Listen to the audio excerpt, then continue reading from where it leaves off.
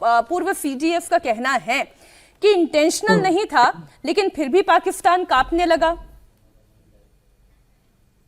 हाँ देखो, इसमें कोई शक नहीं मीनाक्षी, इसके अंदर दो बातें हैं। ये सच्चाई है कि लॉटरिंग अम्यूनिशन जिस प्रकार से समझाया भी जा रहा है उसका एक इंड्योरेंस टाइम होता है, और ये लॉटरिंग अम्यूनिशन छोड़े गए थे कि उनके रडार को डिटेक्ट करना था, और वो रडार डिटेक्ट करने से पहले जब उसका इंड्योरेंस खत्म हो गया तो वो जाके हिट कर गया किराना हिल पे। वो डेलिब्रेट नहीं था, मगर क्योंकि वो हिट कर गया किराना हिल, जहां पर न्यूक्लियर फैसिलिटी है पाकिस्तान की, और अमेरिका भी इन्वॉल्व है। अभी हमें इस चीज को नहीं भूलना चाहिए कि जो पाकिस्तान के न्यूक्लियर हथियार हैं वो इंडिपेंडेंट नहीं है, उसमें काफी हद तक एक प्रकार से आपको दखल अंदाजी है अमेरिका की।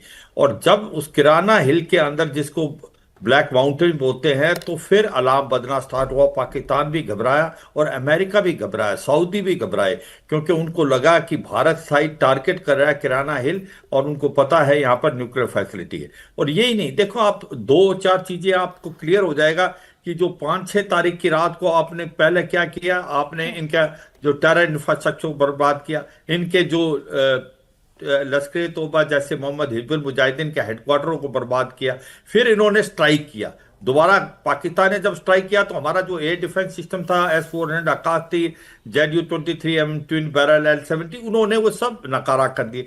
जब रात 9-10 को हमने फ्रंटलाइन एयरफील्ड को दोबारा हिट किया, वो मुझे लगता है गेम चेंजर था, जिसके अंदर नूर खान भी था, सरगोदा भी था, रहीम यार खान भी था, बलोरी भी था, जकोबाबाद भी था, स्कार्दू था। उसके बाद पाकिस्तान घबरा गया और पाकिस्तान के डीजीएमओ ने भारत के डीजीएमओ से रिक्वेस्ट की। मगर यह सच्चाई है, किराना हिल में कभी भी भारत की इंटेंशन नहीं थी।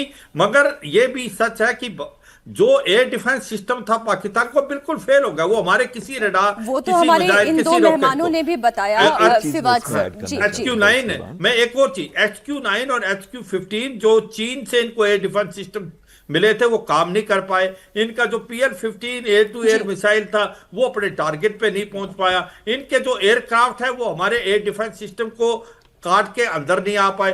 तो ये आप पूरा गठजोड़ देखें कि ऐसा कैसे होगा, 4 दिन के अंदर एक देश ने दूसरे देश को घुटनों पे ला दिया, बड़ा मुश्किल होता है। तो पाकिस्तान वो तो हमने करके दिखाया सर, और ये हमारे सेना की ताकत रही, हमारी एयरफोर्स की ताकत रही। मैं बेहल साहब आपके पास आऊं, लेकिन उससे पहले मैं अंशु जोशी जी को इसलिए इन्वॉल्व करना चाह रही हूँ।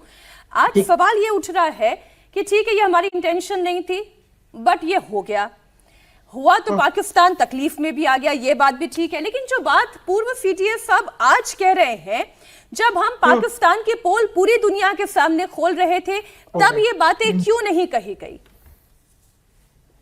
मीनाक्षी, स्ट्रेटेजिक साइलेंस का बड़ा महत्व होता है कूटनीति की दुनिया में, और वैश्विक राजनीति, ये तमाम जो कूटनीतिक स्ट्रेटजीज हैं इनसे चलती हैं, और इनके माध्यम से युद्ध बिगाड़े भी जा सकते हैं, बनाए भी जा सकते हैं, जीते भी जा सकते हैं, हारे भी जा सकते हैं।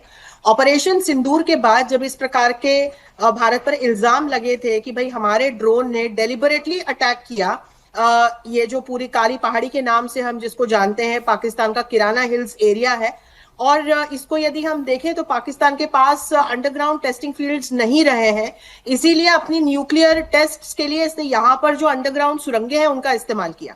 तो ये समझने की बात है कि यदि कोई ड्रोन यहाँ पर गिरता है, वो लो ऑन फ्यूल था, आज हम इस बात को स्पष्ट कर रहे हैं, उसका स्पष्टीकरण दे रहे हैं। IAEA की भी रिपोर्ट आई थी पहले कि हालांकि हमारा ड्रोन यहाँ गिरा, लेकिन किसी प्रकार का कोई रेडिएशन या कोई लीकेज जो है वो यहाँ से नहीं निकल के आया था। तो भारत जिस बात को कर रहा है कि कोई डेलिबरेट अटैक अपने ड्रोन या किसी अन्य इक्विपमेंट से पाकिस्तान की इस न्यूक्लियर फैसिलिटी पे हमने नहीं कराया, इसकी अभी की टाइमिंग भी बहुत महत्वपूर्ण हो जाती है।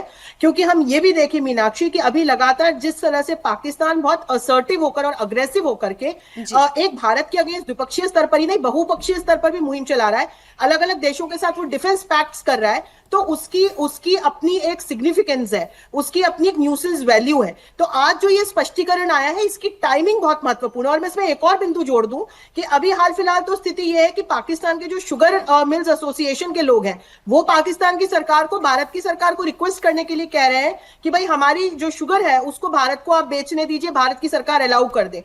तो वहां स्थिति तो यदि हम देखें तो इस प्रकार की बनी हुई है। लेकिन जब हम स्ट्रेटेजिकली देखते हैं, जब हम आकर के ऑन ग्राउंड देखते हैं या बॉर्डर सिक्योरिटी पे जब हम जाते हैं तो तनातनी की स्थिति तो हमें पता है कि वो लगातार बनी रहनी है। इसलिए जो हमारे भारत के सीडीएस का ये वक्तव्य आया है, इसकी टाइमिंग अपनी आसपास की स्थितियों को देखते हुए बहुत महत्वपूर्ण है। मीनाक्षी, आप ये कह रहे हैं कि सही टाइमिंग पर सही बात आई है, क्यों? क्योंकि पाकिस्तान बहुत ज्यादा असर्टिव हो रहा है, वो अलग अलग कारणों की वजह से है।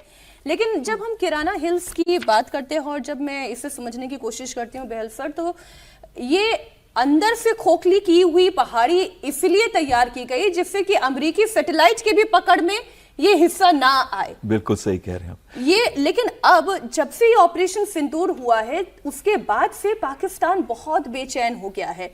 अब किराना हिल्स पर जब ये सीटीएस का बयान, पूर्व सीटीएस का बयान आता है, तो क्या पाकिस्तान की चिंता और ज्यादा बढ़ती है कि जब इरादा नहीं था तब ये हो गया, इरादा होगा तो फिर न जाने क्या होगा? बिल्कुल सही कह रहे हैं, इरादा नहीं था तब ये हो गया। और कैसे हुआ? वो जो हेरोप ड्रोन गिरा, वो तो उसका वॉरहेड सिर्फ 23 केजी का है। सोचिए, उसने सिर्फ पॉकमार्क किया था वहां पे और धुआं उठा था। अगर हमने अपनी बैलिस्टिक मिसाइल या फिर हमने इस्तेमाल किया होता ब्रह्मोस को, तो सोचिए कितने डीप अंदर जाके वो एक्सप्लोड करता हो। आज भारत के पास वो कैपेबिलिटी है कि वो अग्नि 5 का एक वर्जन है जो वर्जन डीप पेनिट्रेशन करता है, 200 मीटर तक जा सकता है। और ये पूरी किराना हिल्स जो है वो टोटल ही 600 से 1500 फुट तक की है, 1050 फुट तक की है। इसका मतलब है कि अगर हम कोई भी अपना लेटेस्ट वेपन सिस्टम को इस्तेमाल करते हैं तो उसके अंदर तबाही मचा सकते हैं। लेकिन हमने रेड लाइन क्रॉस नहीं की, और यही मैसेज और ये जो नैरेटिव पाकिस्तान बनाने की कोशिश कर रहा था, गलत नैरेटिव, उस नैरेटिव को ठीक कर रहे थे एक्स सीडीएस अनिल चौहान साहब। उन्होंने यही क्लियरली बताया है कि हमारे पास क्षमता है, ऑप सिंदूर जारी है, लेकिन हम अगर आप हमारे साथ बढ़ेंगे, ठीक है, अगर आप हमारे के अगेंस्ट कोई भी ऐसी हरकत करते हैं तो हम उसका जवाब बहुत अच्छी तरह से दे सकते हैं।